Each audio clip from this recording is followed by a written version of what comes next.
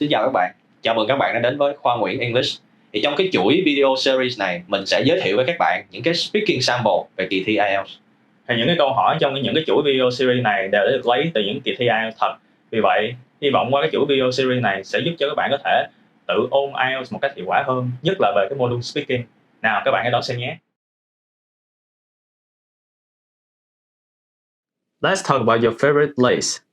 What is the place that you most like to visit?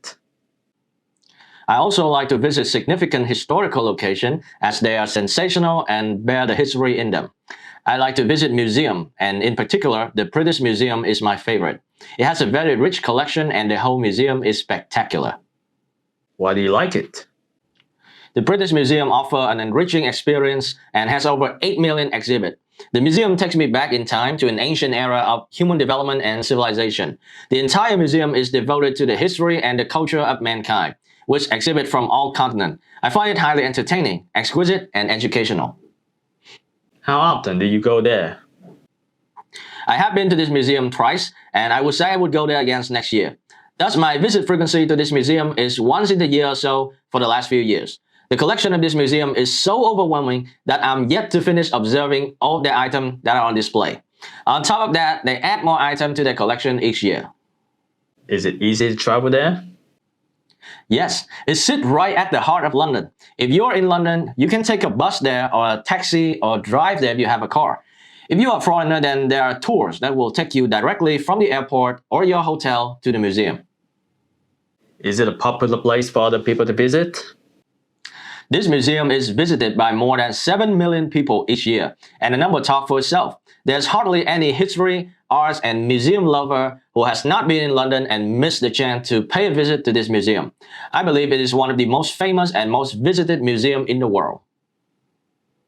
Let's talk about your daily routine. What is the typical weekday for you? Well, on a typical weekday, I usually get up early in the morning, take a shower, and then eat breakfast. Then I hurry for the office, but the bad traffic kills sometimes on the road. After I reach the office, I need to concentrate on my work, and then I return home at around 6:30 p.m. I have dinner at around 8:30 p.m., read the daily newspaper or a book, watch the news channel, and browse the internet. I spend time with my family till 11:30, and then finally go to bed. I usually sleep around 12:30 and always try to read something or listen to music before I sleep. If I have an office deadline, then I stay up late and work till late night. Do you work or study better in the morning or the afternoon? I think I can do stuff better in the afternoon. In the day, you get bogged down by many different things. Work, family, college. These take a lot of my time. Only in the afternoon, when I have completed all of my tasks, can I truly be alone with myself and concentrate on whatever work or study I need to complete that day. What would you like to change in your daily routine? I'd like to get up early in the morning than I currently do. Following that, I'd like to start doing exercise regularly in the gym. Next, I'd like to leave the office early to go for an hour-long walk in the park. Aside from that, my current daily routine is fine. Is there a balance between your work time and your leisure time in your daily routine? Well, I believe I can maintain a good balance between work and free time in my daily routine. I spend my time at home with my family members. I have a few personal interests and hobbies to keep me occupied. Even on weekdays, I can find more time to relax and enjoy myself with my family. On weekends, I frequently go out with my friends and drink with them.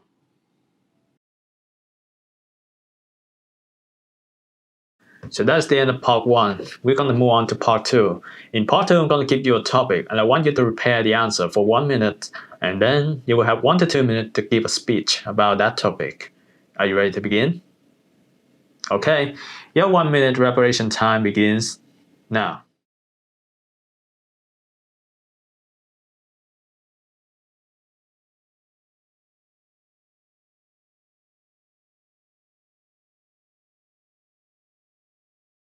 Okay, your 1 minute preparation time is up. Please begin speaking now. I traveled to Singapore last year and stayed there for about 25 days. I traveled there for a business trip, and while I was there, I stayed in 3 different hotels. In Singapore, there is one meal that really stood out for me. And for this topic, I'd like to discuss that meal and share my experiences with it. The food in Singapore is very different from what I used to eat in my country, and I'm finding this difficult to adjust. I didn't dislike the food, but what was easily accessible around me was something I didn't particularly enjoy. After about 2 weeks, I went to spend the weekend with one of my relatives, and they completely caught me off guard by preparing one of my favorite dishes. I was delighted to see how carefully and lovingly they had prepared the dish, which was frog porridge. So I gobbled it up. They also served me spring roll with homegrown vegetable, which is one of Vietnam's signature dishes and was my favorite. And for the first time, I felt just like home. I enjoyed the meal because it reminded me of home and taught me to appreciate our cuisine. Of course, the foods were fantastic. They were one of my favorite dishes from my hometown, so it felt very cozy to be able to taste them in a land far away from home. Besides that, my aunt and her husband were very nice, cheerful, and welcoming, so I was delighted to see them.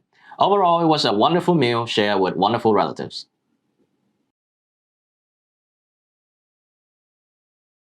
First of all, let's talk about children and food.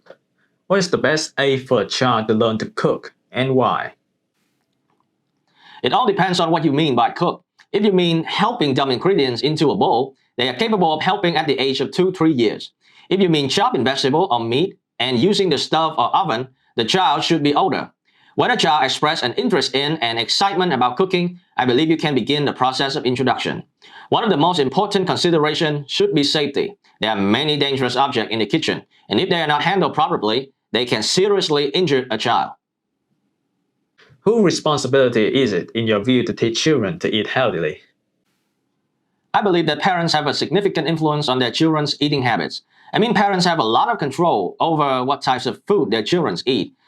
By creating a positive eating environment and being a good role model, you can help your children develop healthy eating habits that will benefit their health in the long run.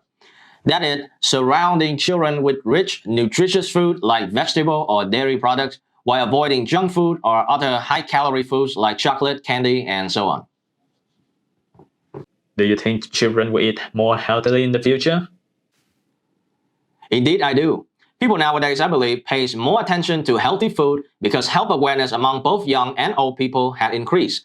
Many products, for example, are now labeled organic, which means they were made without the use of chemicals. Another reason that comes to mind is that the fitness community is growing stronger by the day.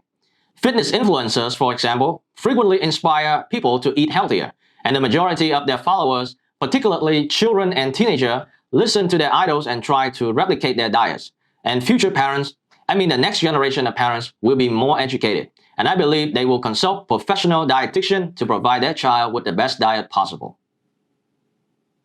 Moving on to talk about eating habits. Does food play an important role in your culture? I completely agree that food plays an important role in one nation's culture. My country is not an exception. Traditional cuisine is handed down from generation to generation. It also serves as a means of expressing one's cultural identity. Immigrants bring their home country cuisine with them wherever they go, and cooking traditional food is a way for them to preserve their culture when they relocate. Would you say people in your country have a healthy diet these days, or did people eat more healthily in the past? I believe that people's eating habits have shifted in recent years. Nowadays, there are numerous fast food restaurants. Processed food are also becoming more popular. People nowadays do not consume as much healthy food as they used to. Also, I presume that in the past, people were more concerned with eating at the proper time, and they didn't have as easy access to food as we do now, which means they didn't have much choice. People nowadays skip meals for a variety of reasons, such as dieting or a hectic schedule. Do you think it's important for a family to sit together to eat a meal in the evening? Numerous studies show that eating together is not only an important aspect of family life, but it also helps with stress management. When a family gets together, it helps them cope with the stress and annoyance of everyday life. Eating together, I believe, promotes a healthier eating habit.